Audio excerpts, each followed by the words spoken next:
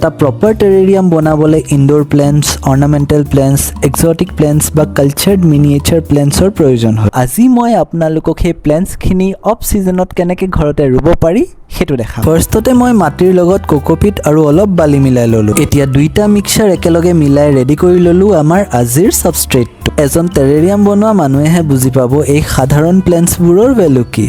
ইয়াৰ টেক্সচাৰটো ইমানেই কোমল যে গুৰিৰ পৰা ভালকে নুলিয়ালে গোটেইখিনি ভাগি টুকুৰা টুকুৰ হৈ যোৱাৰ চান্স থাকে। ইমানখিনি চাগে আদা নহৰু মই আজিলৈ পাকঘৰত খুন্দি পোৱা নাই। প্লেন্টছখিনি লগোৱাৰ আগতে সাবষ্ট্ৰেটত অলপ পানী স্প্ৰে কৰি ললোঁ। এতিয়া সময় হৈছে প্লেন্টছখিনি লগোৱাৰ।